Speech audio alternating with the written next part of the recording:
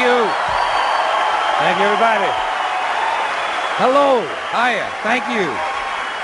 Thank you, thank you, thank you. Hiya. All right. Thank you. Appreciate that.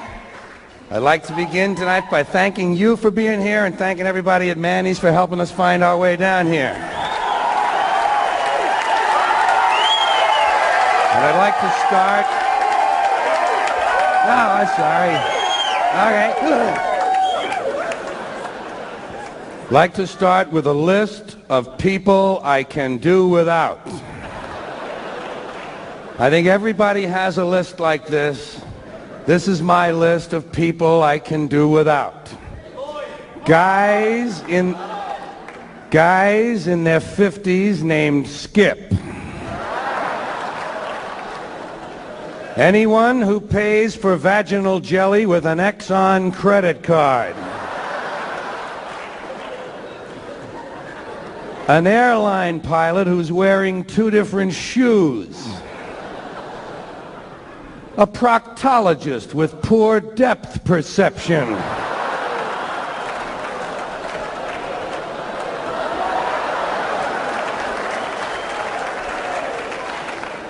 A pimp who drives a Toyota Corolla.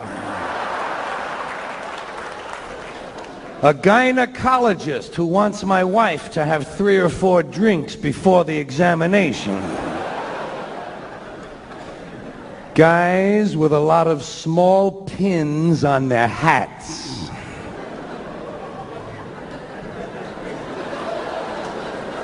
Anyone who mentions Jesus more than 300 times in a 2-minute conversation.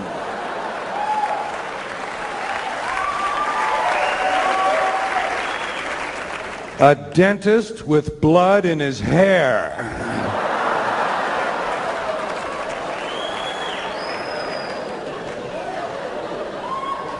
Any woman whose hobby is breastfeeding zoo animals. A funeral director who says, "Hope to see you folks again real soon."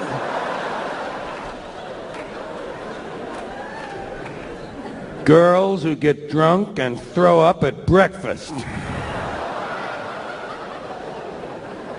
A man with only 1 lip.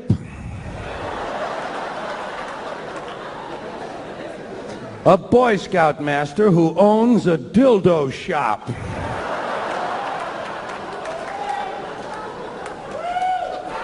People who actually know the 2nd verse to the Star-Spangled Banner. Any lawyer who refers to the police as the federales. A cross-eyed nun with a bullwhip and a bottle of gin.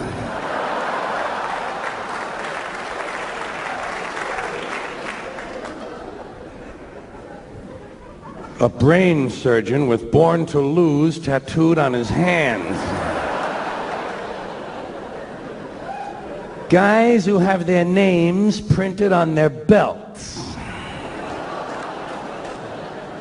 Couples whose children's names all start with the same initial.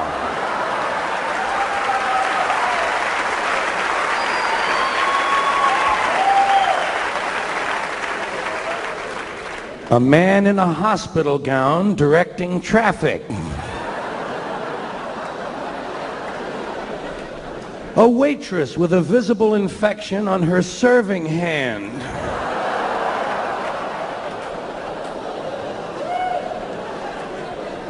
People who have large gums and small teeth. Guys who wear the same underwear until it begins to cut off the circulation to their feet. And any man whose arm hair completely covers his wristwatch. Okay, that's enough of that. That's enough of that. Thank you. All right. Yeah. Thank you, thank you. This is a lively group we have here.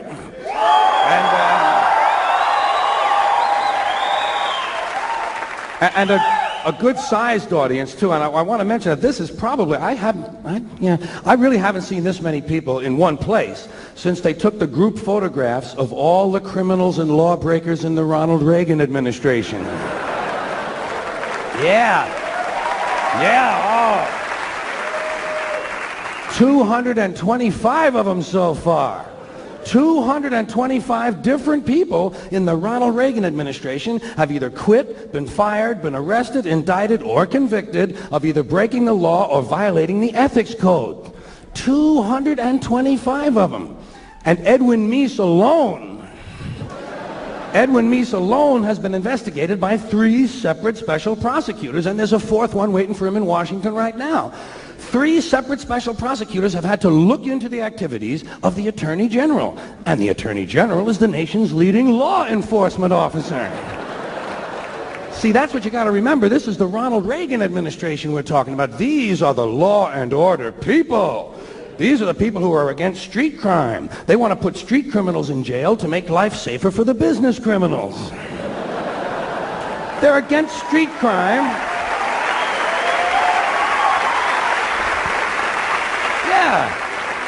Yeah, they're against street crime, providing that street isn't Wall Street. And the Supreme Court decided about a year ago that it's all right to put people in jail now if we just think they're going to commit a crime.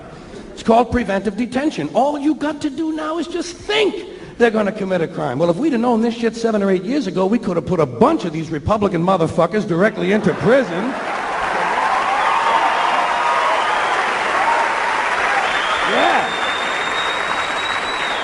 Put them in the joint where they belong, and we could have saved the money of putting these country club pin-headed assholes on trial.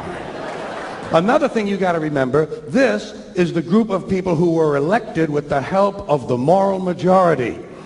Elected with the help of the moral majority and the Teamsters Union. That's a good combination. Organized religion and organized crime working together to help build a better America. Another thing,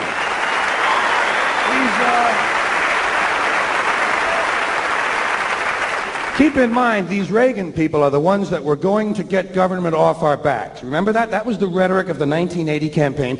We'll get government off your backs and out of your lives. Yeah, but they still want to tell you what magazines you can read, and they still want to tell you what rock lyrics you can listen to, and they still want to force your kids to pray in school, and they still want to tell you what you can say on the radio. The FCC, the Federal Communications Commission, decided all by itself that radio and television were the only 2 parts of American life not protected by the free speech provisions of the First Amendment to the Constitution. I'd like to repeat that because it sounds vaguely important. The FCC, an appointed body, not elected, answerable only to the president, decided on its own that radio and television were the only 2 parts of American life not protected by the First Amendment to the Constitution. And why did they decide that? Because they got a letter from a minister in Mississippi. A Reverend Donald Wildman in Mississippi heard something on the radio that he didn't like. Well, Reverend, did anyone ever tell you there are 2 knobs on the radio?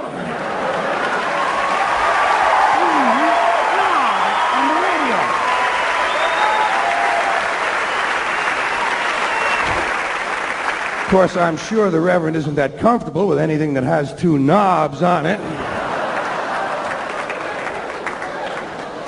But hey, Reverend, there are 2 knobs on the radio. One of them turns the radio off, and the other one changes the station. Imagine that, Reverend. You can actually change the station. It's called freedom of choice, and it's one of the principles this country was founded upon. Look it up in the library, Reverend, if you have any of them left when you finish burning all the books.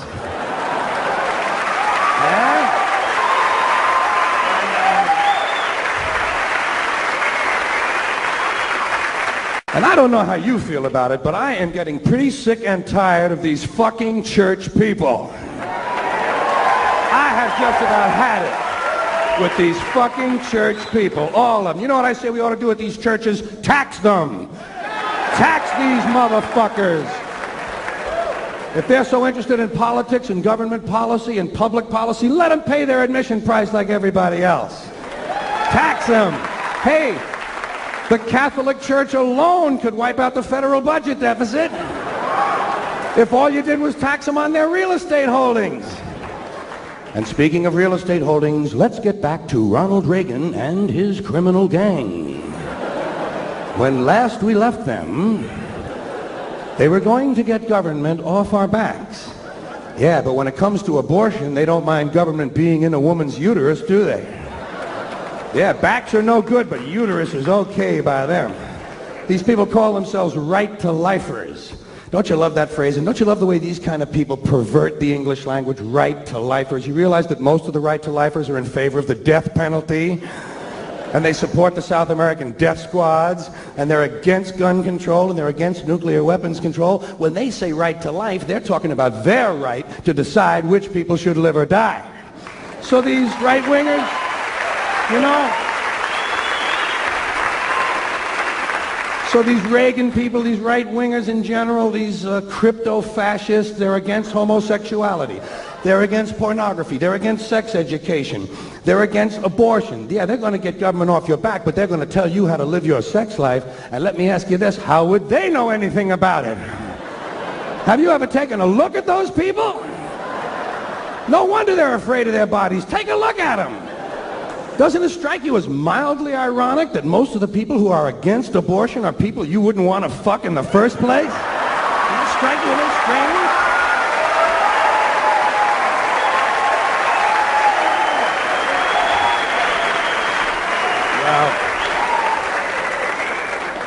Hey, I'm the first one to say it's a great country, but it's a strange culture. We got a strange culture. This has got to be the only country in the world that could ever come up with a disease like bulimia. Got to be the only country in the world where some people have no food at all and other people eat a nourishing meal and puke it up intentionally. This is a country where tobacco kills 400,000 people a year, so they ban artificial sweeteners. Because a rat died. You know what I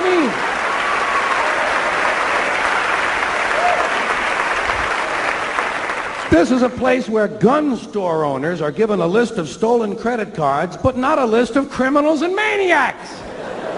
And now they're thinking about banning toy guns, and they're going to keep the fucking real ones!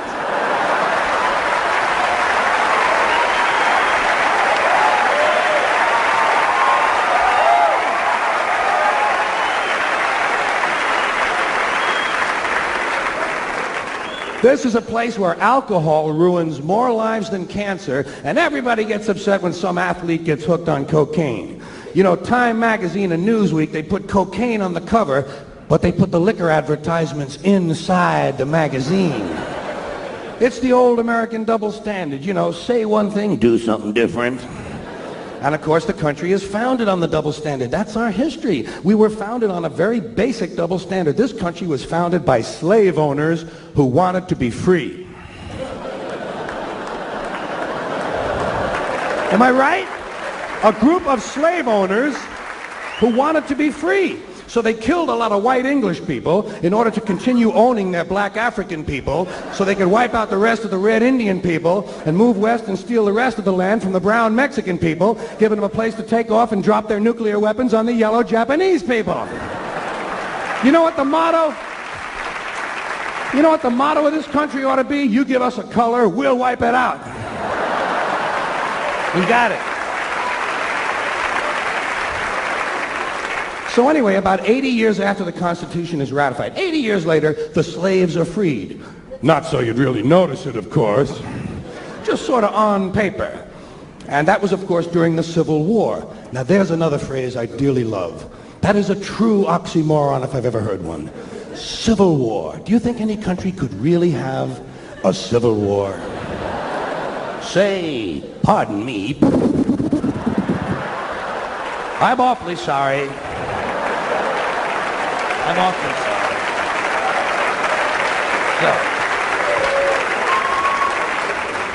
So, now, of course, the Civil War has been over for about 120 years, but not so you'd really notice it.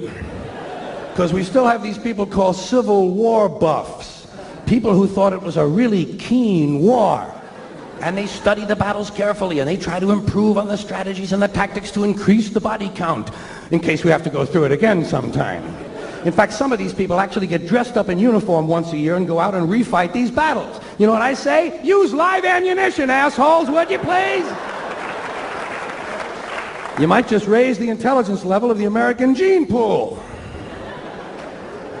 But what do you expect? Hey, come on, this is a warlike country. We come from that Northern European, basically the Northern European genes, the blue eyes, those blue eyes. Boy, everybody in the world learned real quick, didn't they? When those blue eyes sail out of the north, you better nail everything down, motherfucker. Nail it down, strap it down, or they'll grab it. If they can't take it home, they'll burn it. If they can't burn it, they'll fuck it. That's what happened to us. And it's a warlike country. Come on. I mean, forget foreign policy. Even the domestic rhetoric is warlike. Everything about our domestic policy invokes the thought of war. We don't like something in this country, we declare war on it. The war on poverty, the war on drugs, the war on crime, the war on AIDS, the war on cancer. We got the only national anthem that mentions fucking rockets and bombs in the goddamn thing. You know what I mean? All right.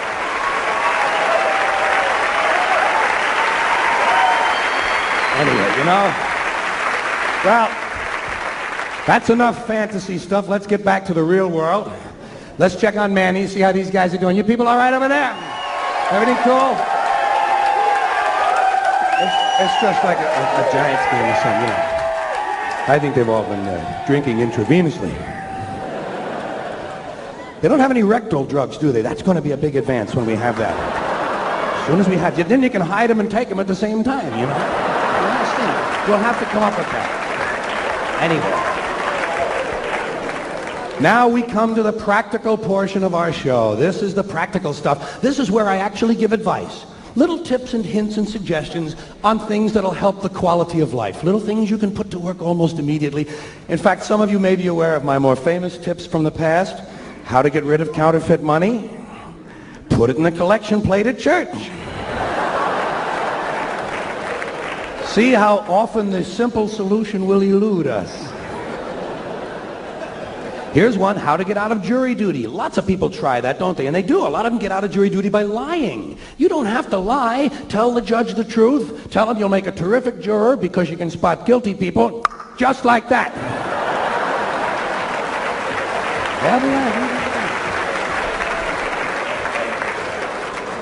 Well, today's suggestions are a little different. These are just sort of hints on things you can do to keep other people alert during the day when you're out and about your business. Little ways to keep people on their toes. Because people need that. And I'm not talking about your friends so much. It's just the general public. People need a little sort of a mental goose during the day to kind of bring them back to reality, you know? There are an awful lot of people walking around, not all there. And I don't mean the helpless or the homeless. I don't mean people who've been kicked out of Mattawan without their, you know, their medications and stuff. I'm talking about fuckers with jobs. There are people walking around with a kind of a neutral zone around their heads. Some people leave part of their brains at home when they come out in the morning. Hey, some people don't have that much to bring out in the first place. So I say there are little things you can do to help keep other people on their toes. Did you ever try backing out of a drive-in bank?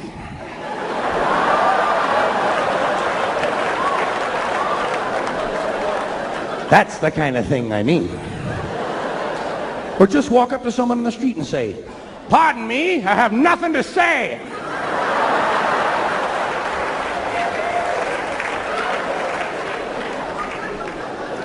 Someone asks you what time it is. You say, "Well, it's either 6:15 or Mickey has a heart on."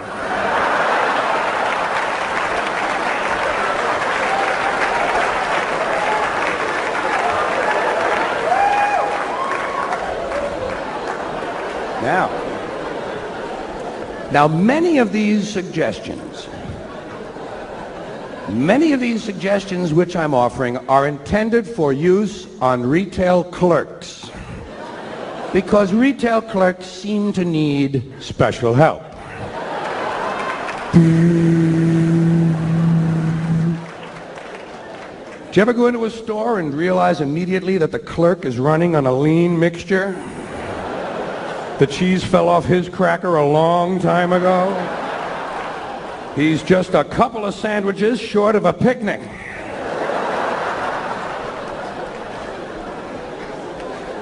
Here's one to try. Go into a gift shop and ask for your gift.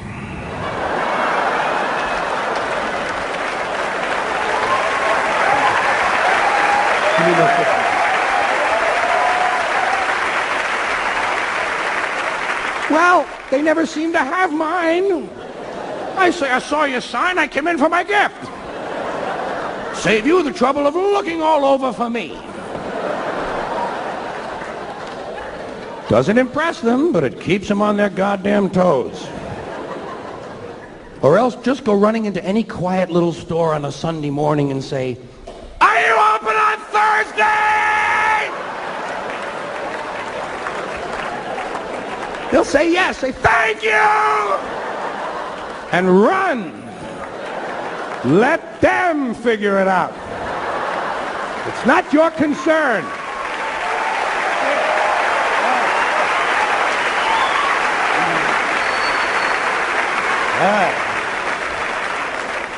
Stand on line at the bank for a really long time. One of those new kind of lines they have at the bank. The common feeder line.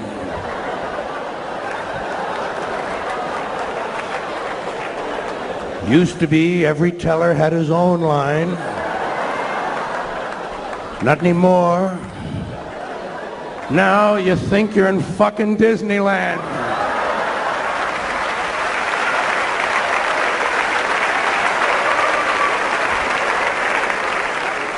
Stand on line a long time. When you finally get up to the window, just ask for change of a nickel.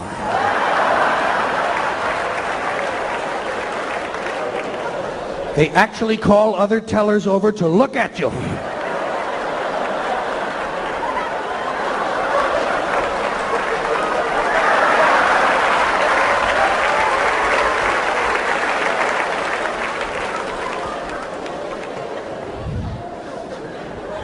Here's one. Go into the photographer's studio in your neighborhood and ask the man if you can buy the pictures of the other people.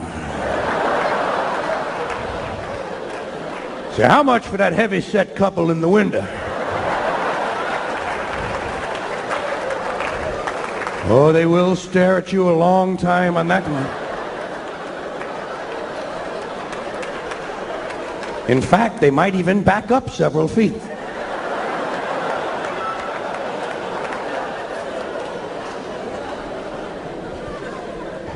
This one is my current favorite.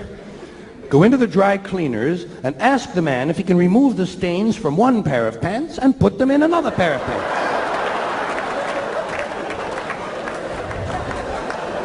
They ought to be able to do that for the same amount of money. While you're in there, ask him if he can get pecker tracks off a wedding gown. That's the test of a really quality dry cleaner. Go into a laundry, hand him your shirt and tell him to rotate the buttons.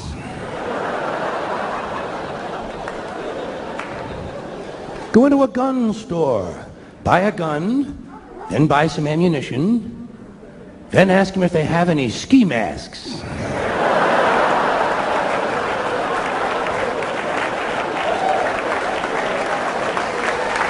All right, that's all right. No, please. No. Go into a supermarket. This is a good one for the supermarket. Get your shopping cart in the supermarket and fill it to the top. I mean, a huge mound of groceries. And then go up to the line and look for somebody with one item and ask him if you can get ahead of them.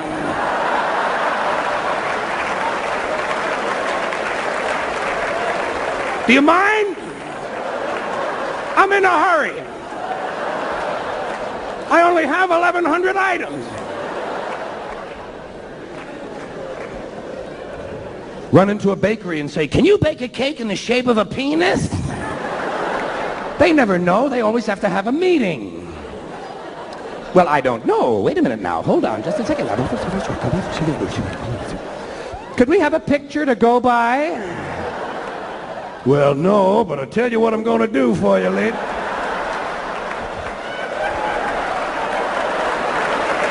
Helen!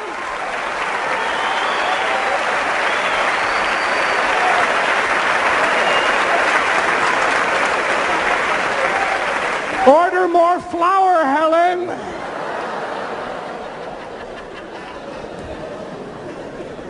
Next time you're at a wishing well, doesn't happen often, next time you're at a wishing well, ask to see the manager. Tell him you've been coming there for 10 years and none of your wishes have come true. Either you give me my money back or I'm shitting in the well.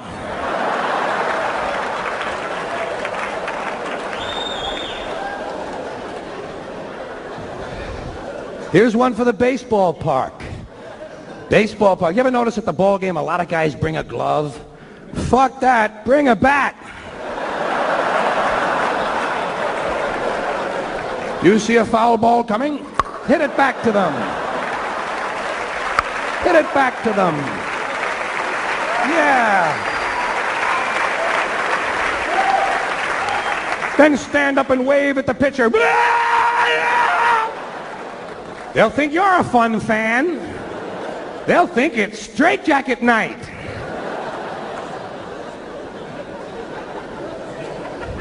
Did you ever notice in some hotels they give you a little sewing kit? You know what I do? I sew the towels together.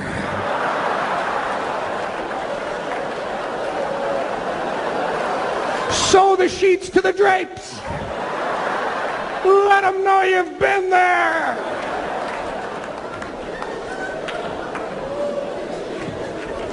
Here's one for the guys. This one is strictly for the guys.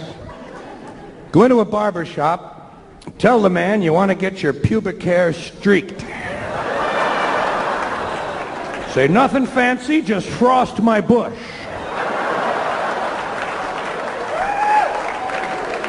They'll be talking about you for years. The man who had his bush hair sectioned off with aluminum foil as they try to find a way to fit you under a dryer.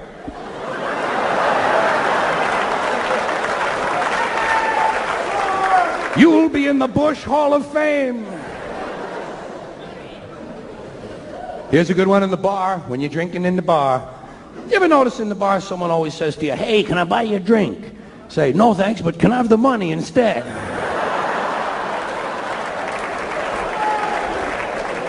Tell him you're saving up to buy your own goddamn bar. Now there's one more area of daily life which lends itself to keeping people alert, and that is when you're driving. Certainly you'd agree, anyone behind the wheel of a car has lots of opportunities to keep people on their toes. I don't mean just blowing some guy's head off because he cut you off at the red light or something, or I'm talking about subtle things, like putting your car in low gear and following pedestrians into the mall.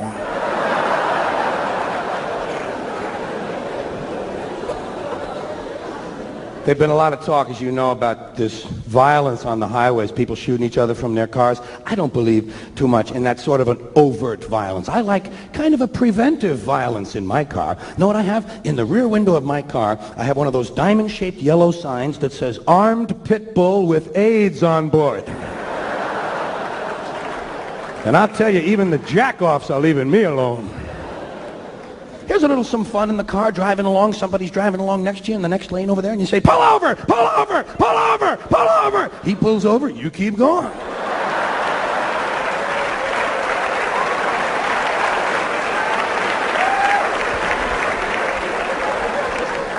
Let him park a while and think it over. Hey, it's certainly none of your concern. In fact, you don't want to have anything to do with an asshole like that. That man is liable to kill someone. Here's another little practical joke for the driver when you're going through the toll booth. Well, not actually through the booth itself.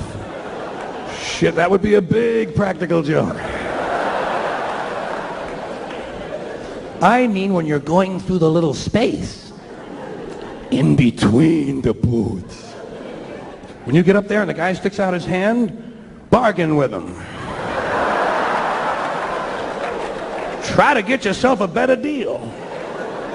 Tell him you heard it was free Chevrolet Day. Tell him it's a used road and you're looking for a discount. Tell him you got no more money, you spent it all on pussy and beer. That'll wake him up, especially if you're a woman.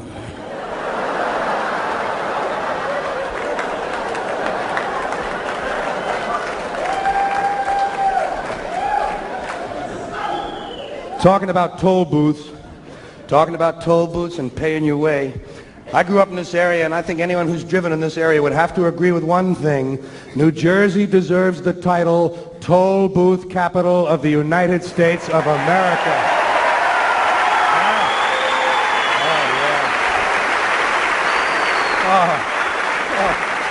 You know, because you can't back out of your driveway in New Jersey without some schmuck in a hat wants 50 cents. And I don't mind paying tolls, but every 27 feet, bullshit. I'd like to give them a blank check when I enter New Jersey, and I'll sign it when I leave and let them fill it out. You know what I mean? Leave me out of it, for Christ's sakes. You can't make any gas mileage in New Jersey. You're in a constant state of slowing down. By the time I get to Pennsylvania, I need a fucking brake job. So I say let them be honest. Let them put it right on the license plates, New Jersey, the toll booth state. What does it say now? The Garden State? Sure, if you're growing smokestacks, yes.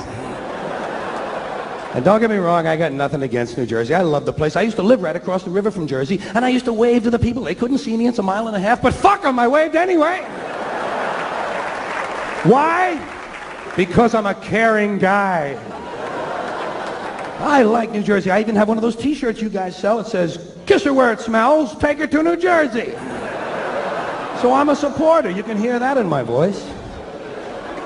Well, I know you can't please everyone. That's true. Well, you see, I mentioned the license plates because I'm interested in what different states put on their license plates. Different states choose different little slogans, and I sort of keep an eye on that. Like Florida and Georgia put the county, in case these people forget where they live overnight. Indiana says wander. Sure, just get out and get hit by a fucking Greyhound bus. Pennsylvania went cutesy the last time. Pennsylvania now says, you've got a friend in Pennsylvania. Well, most of the people who read these things live in fucking Pennsylvania.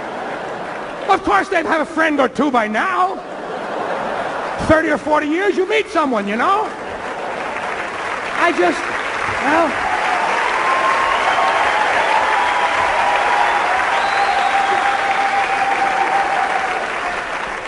The most dramatic license plate of all has to be New Hampshire's, which says, live free or die! Well, I'm certainly not going to move there. I get just a little nervous in any state where they mention death right on the license plates. On the other hand, Idaho says, famous potatoes. I guess those are the two extremes in thought. It would seem to me that somewhere in between live free or die and famous potatoes, the truth lies. Probably it's a little closer to famous potatoes. But that's just one fellow's opinion. And as long as we're talking about things that belong on the back of the car, things that are there to be read, let's check our bumper stickers before we go out driving. Let's make sure we have enough bumper stickers on the car. You wouldn't want to get out in traffic and not have some reading material for the other drivers. What on earth would people ever do at the red lights if it weren't for my handy rear bumper mobile library service?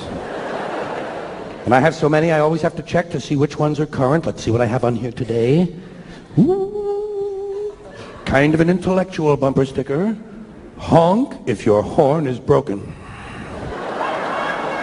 That ought to hold the average American for about a mile and a half. Here's a spiritual one. I've found him I have Jesus in the trunk. And of course, my favorite bumper sticker, I'd rather be driving.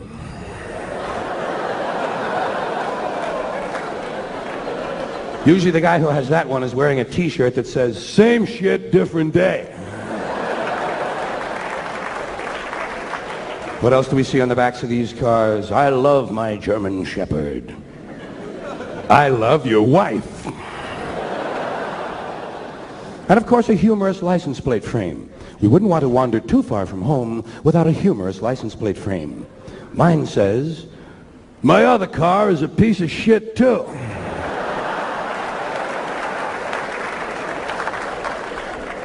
And let's not forget the 3 most puke-inducing words that man has yet thought of. Baby on board. I don't know what valueless, soulless, yuppie cocksucker thought of that idea. No idea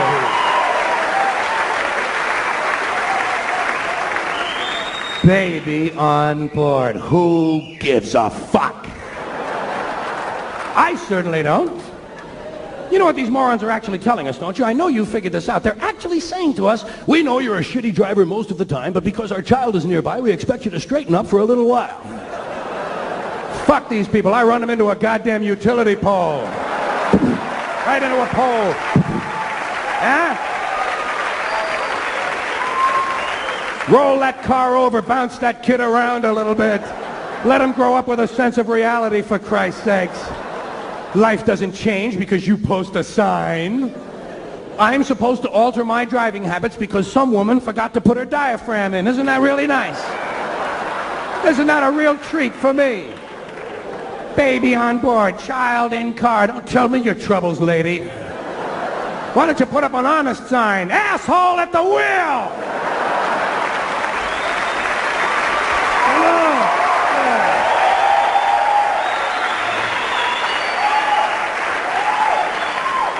Asshole at the wheel. They don't sell many of them, do they? No. They give them away free with Volvos and Audis. God help us. And Saabs. Some of these misfits buy Saabs.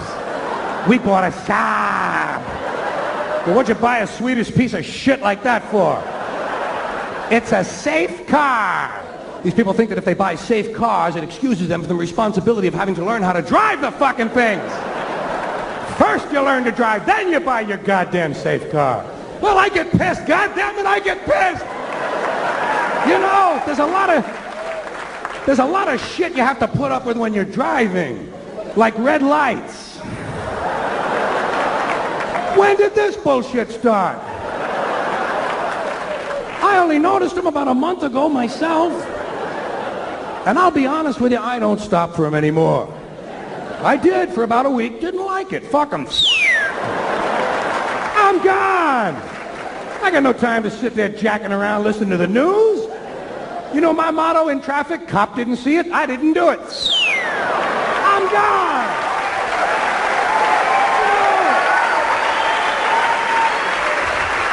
Hey. I haven't hit anybody yet. Haven't hit anybody? I've had a few people behind me hit each other, but hey. That's not me, that's back there. Me, I'm gone. And I'm getting a whole lot better mileage. Especially in town. God damn, them sidewalks come in handy, don't they? Well, what are they going to do if they catch me? Give me a ticket? You know, that's the big fear in some people's lives. Ain't this a bitch? Might get a ticket. You know how to handle a ticket by now, don't you?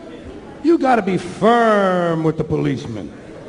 Be firm with that policeman. Policemen respect strength. While he's writing out the ticket, you got to flash him a whole lot of bad looks.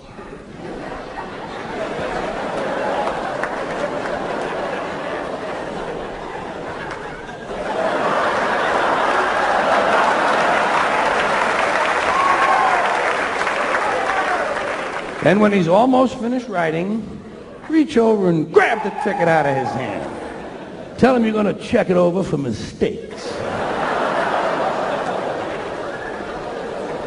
Then when you finish reading it, crumple it up and throw it at his feet. And say, fuck you and your ticket too.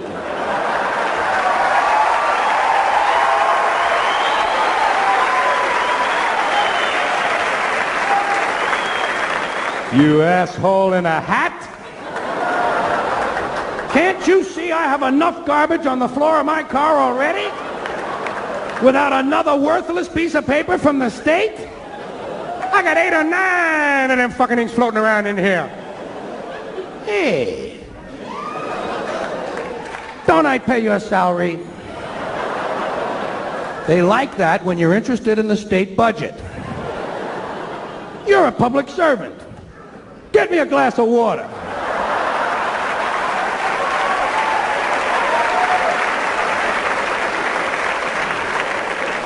You pin-headed prick. You're holding me up, Jack. People are waiting for me at a party. I got a trunk full of heroin. Get the fuck out of my way, will ya? Tell them it's your car. Tell them it's your car and you do what you goddamn want with it. Say, I own this car. My name is on the pink slip. I do what I want, and I own the highway, too. That my taxes paid for that. They're both mine. I own the highway, and I own the car. I own everything, goddammit! He'll be glad to hear that shit. That's what they like, people who know their rights. That way they don't have to read them to you on the way downtown to the maximum security penitentiary where you'll spend the rest of your life with no conjugal visits. Except from some big guy you don't want one from. Well, I get pissed, goddammit! There's a lot of shit you have to put up with when you're driving. Like these jogger assholes. I've killed 3 of the motherfuckers myself. 3. I have killed 3 jogger assholes. Out. I'd have more, I'd have a few more, but I don't always kill them. Sometimes I just toy with them, you know? I pull up in my car and with my right front tire, I pull the sneaker off their heel.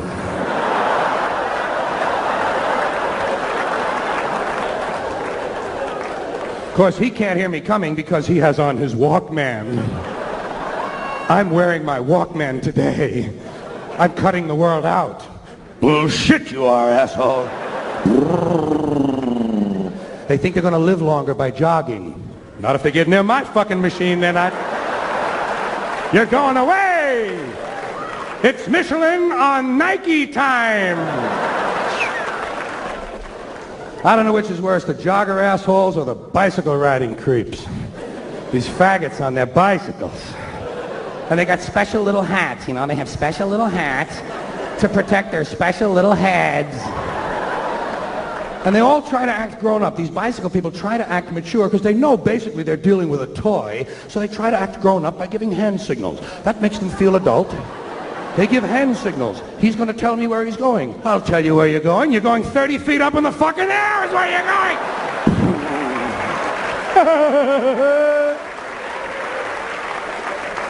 Back on the sidewalk with the rest of the children. Does your mother tell you to keep your toys in the yard? Well, I get pissed, goddammit! There's a lot of shit you have to put up with when you're driving. Like the other cars. Have you noticed that hazard? Oh, thousands of these other cars, many of them with people who have licenses, apparently. And they get you so fucking pissed off. Some of these people in their cars, they get you so fucking pissed off. You get so fucking pissed off, you know what I mean? Do you ever get so fucking pissed off that you forgot where you're going?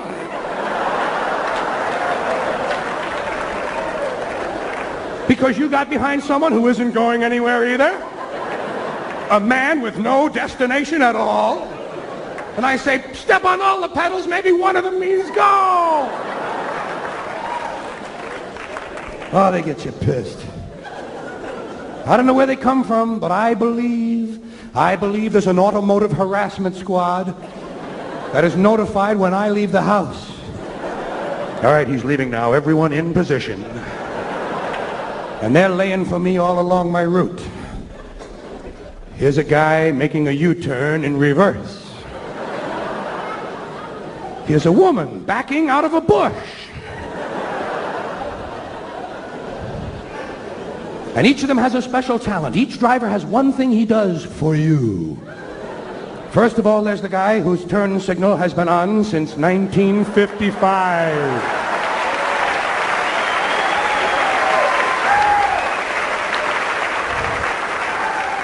Then there's his opposite.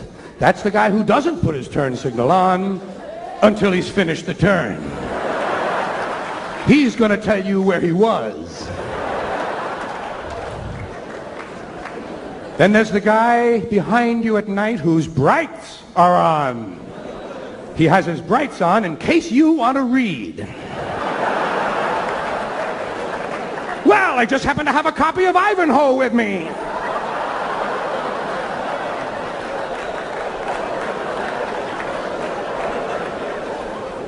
Oh, don't they get you pissed? Don't you get you so goddamn mad sometimes when you're out there?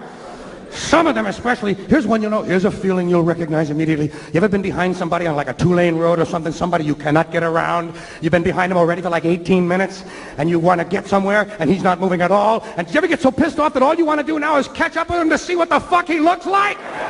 You know that feeling?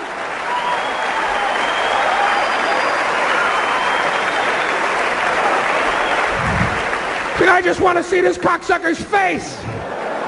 Look, he looks exactly like I thought he would. Constipated!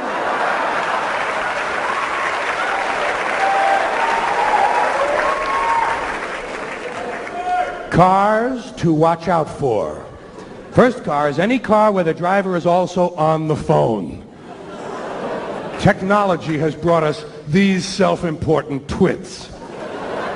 You know, if phones were invisible, these guys wouldn't own them. The whole idea is for you to see the phone so you'll know he's a busy guy. I'm a busy guy. He's reaching out. That's what he'd tell you. I'm reaching out. Well, reach out and jerk me off.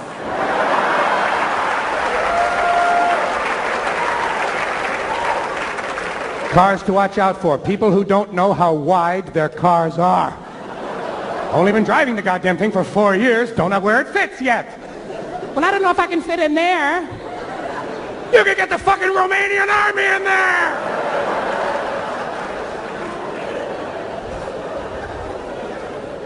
Car to watch out for? Any car with more than 3 people in it wearing neck braces. Cars where the driver is also conducting a personal sightseeing tour for the rest of his passengers. There's a lot of this going on. Hey, lady.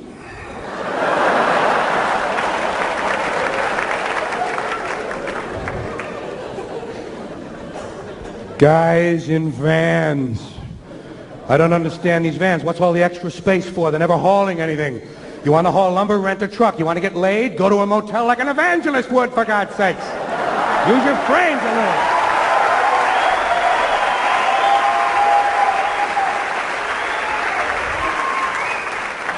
Then there's these people who want you to go ahead of them, this courtesy bullshit that's going around. See, I don't think it's real courtesy. That's why I don't like it. It's a bogus, it's a counterfeit generosity. Everybody wants me to go first. You, go ahead, please. Go. Even when I leave the house in the morning, there's a guy there at 7 a.m. waiting for me. I'm waiting for you to come out so you can go first. Go ahead, go. I think it's a post-Vietnam guilt syndrome of some kind. You know, America has lost its soul, so now it's going to save its body. It's like the fitness craze in this country. Well, it doesn't work that way, you know what I mean? It doesn't work that way. And I'm sitting in the driveway. I know I'm sitting there. I'm stuck. It looks like I'm stuck, but I'm not asking for any help. I'm not asking for anything. Just sitting there. And some yo-yo, some putz, some world-class, high-tech, state-of-the-art yo-yo who hasn't had a generous thought since St. Swithin's Day slams on his brakes, kills 3 people behind him, and doesn't ask me to go, tells me to go. You, go. Fuck you! You go! I like it here. I come here all the time. You go. And then when he goes, crash into him. And if he gets out to complain, say, hey, you said to go. All right, that's enough of that for the moment, huh? I gotta take a breather.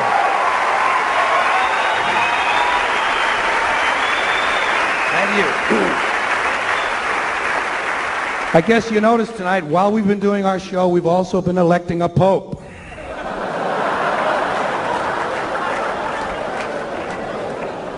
And ever since I was a little kid, you know, when you elect a new pope, he chooses a new name for himself. And ever since I was a little kid, you know what I was hoping? I'm hoping that someday a pope will choose the name Corky. I just want to see Pope Corky the 23rd, you know. I think you'd have to skip right to 23 to give him a little credibility. Somehow Pope Corky the First doesn't make it, does it?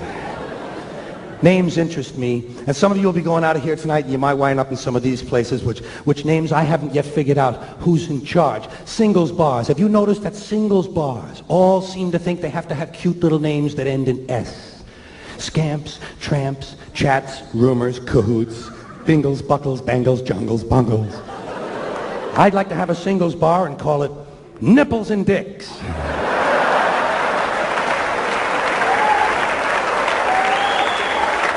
A little truth in advertising. The Sperm Club. Snatch-O-Rama. Frankie's Fuckery. The Crotcheteria. Cafe Vagina, open all night. Thank you all very much. Have a good time. Good night, Kelly. Good night, Kelly. See you all later. Thank you. Appreciate it.